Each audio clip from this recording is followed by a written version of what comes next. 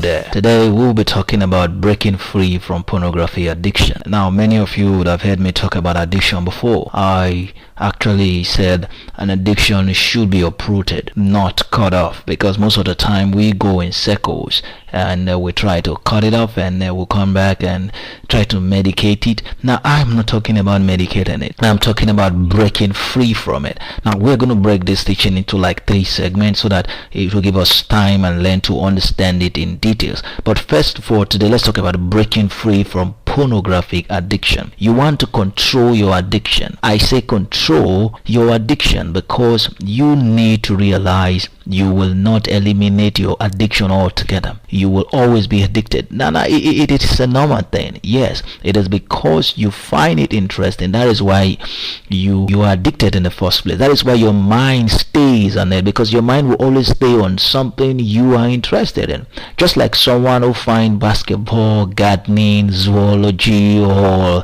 sewing as very, very interesting. That is how you find that kind of lifestyle interesting. If it doesn't interest you, you will not be trapped in it. The interest is what brings the struggle. Please don't beat up yourself. You are already in it because you find it interesting. For you, then, it is a natural occurrence and it is very hard to break because it is rooted in your thought. That is the problem. Now, it is something that interests you, but beyond that, it is natural to you. That is why you cannot break away from it. And to make it worse, it is rooted in your thought. When I refer to breaking your addictions as in breaking a horse, breaking a horse means you get control over the horse. It submits to your will. You don't have to kill a horse to break a horse. You simply ride a horse until you learn how to control her.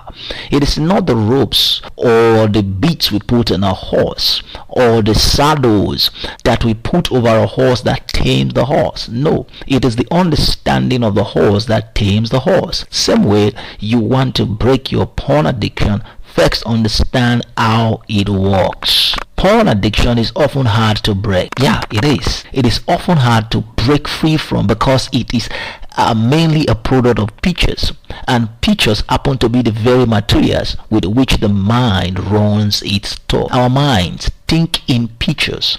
To fill the mind with the direct pictures that are highly addictive is like feeding your fire with fuel. Then why not stop feeding your mind with porn pictures? That is kind of funny because it is hard to do. This is why I'm talking to you in the first place. This is why you're seeking for help, because it is hard to do, to just stop fueling your mind with this fuel of porn pictures. If I suggest that you take away all the porn materials around you, that could work, but I guarantee you it will be temporal. It is why porn addiction is called an obsessive compulsive cycle. Many addicts have done this before and failed. They give in, fight it when they feel the guilt, vow never to do it again, and then after a long time, when the craving becomes strong and unbearable, they give in again, and the process starts all over. But I could suggest that you do something more than getting rid of all the porn materials around you. First, you must realize that all human craving are time sensitive. All human craving are time bound. They naturally die out if we don't act on them. I don't know if you understand that. A wise man said to his son, "Whatever gets hot will eventually get cold again. So my son," he said, "when it seems very hot, don't fight it.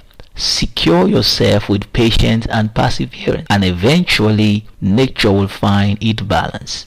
I find wisdom in that, you know. In other words, what the wise man was saying is that anything that gets out of its normal function will eventually regulate back to normalcy. If you can only persevere long enough to let the pain or the strong urge pass, the impulse to watch that porn will come to you very strong, but you can delay it with some kind of activities you love.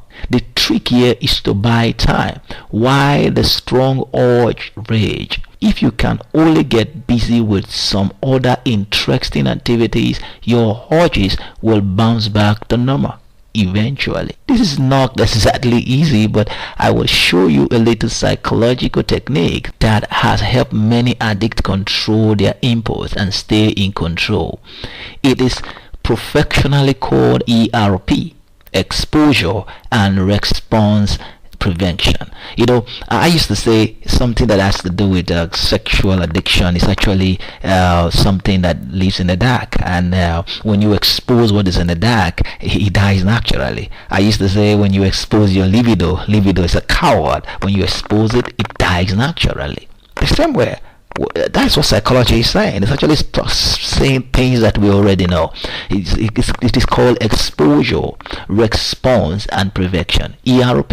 Now, let's look at it critically. It takes lots of practice to make it work for you, but you can do that because I am sure you are determined to actually make the changes that you want to see in your life. First of all, you need to identify the trigger.